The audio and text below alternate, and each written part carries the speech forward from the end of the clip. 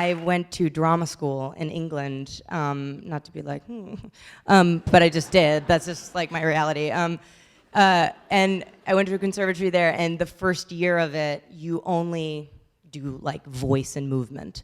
And I already thought, I was already a person who collected accents. Like I really did that shit with the tape recorder, much to my mother's dismay. I would go up to people, and if I heard a really great accent, it was like, instead of collecting stamps, I collected accents. And I loved them. I always was intrigued with the idea of blind voice, that you weren't judged by what you look like. You could be anyone if you were behind, if you were behind a mic, or it's freedom in a way. You could be any social niveau, any gender, any race even, or nationality. Fun fact, in the movie, I play a number of voiceovered roles in it, like the agent that Gustav is constantly talking to, Siegel. You're not gonna bring, that guy, that's me. Because we were like, yeah, we're gonna replace it. I kept telling, my editor was like, let's replace that with someone. I'm like, yeah, no, we will, obviously. We'll eventually get someone. Or we could just shift my voice and just keep that, so we did, because I'm the director. So we're gonna talk about feminism now.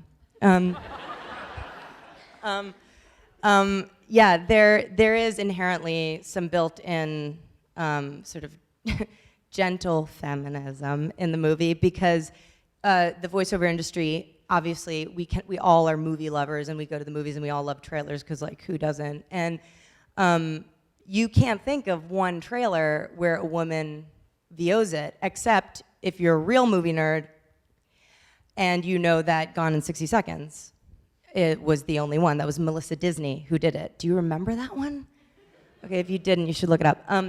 But anyway, so that's it. So the omniscient voice is always male. And I always thought that was so interesting, that it was like, the man who's telling you what to do, what to think, how to feel, is always a man. It wouldn't be a woman necessarily. And I don't know why, but I thought it was interesting as a conversation. And then to sort of, a marriage between this woman who's actually trying to find her voice, quite literally, and then also symbolically. I like the idea that she is plagued with this sexy baby pandemic that is taking over our young women of this world. So that's something that bothers me personally. In fact, I probably have a higher voice than I project, because I am compensating in my own way. So maybe some ladies, I always found it interesting, again, the voice obsession. Like, I listen to people all the time. Like, if you're eating at a restaurant and you're alone and the person's next to you, the two people, I'm gonna listen to those people if I'm eating alone. And that's where I just start to listen to people's voices. And so I think being in Los Angeles, that is a big problem for me. The one, you know what I'm talking about. Because these are smart people. I've been an actor for my whole life. I've been writing my entire life since I was a little girl. And professionally, I've been acting for like 11 years. So I've been in the trenches on movie sets and seeing the machine. I've been a part of just a cog in the machine for so many years, that instead of going back to my trailer, like you can take 15 minutes, and go back and get your hair done or something. I would always stay and watch and ask questions, and it was intriguing to me. And I think you either kind of glob on and get exhilarated and excited and inspired by that, or it just doesn't appeal to you, and that's okay, But it really appeals to me, and I love not being a part of the machine, but creating a machine of my own, and getting some other people and teaming up and making a movie. It's cool. I am working on another movie. I just finished draft 1 of my next feature, which means I'll see in a year when it's done. It's like draft.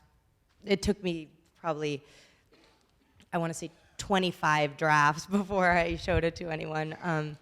But it's such a fun process, because you start just alone, and with the computer, and there's just nothing on there. And then it just starts to build, and then, you start to assemble all these other people who get to be a part of this machine, and then it just starts to get fat and awesome, and then it's totally a sport, it's athletic, and then all the way into this moment now.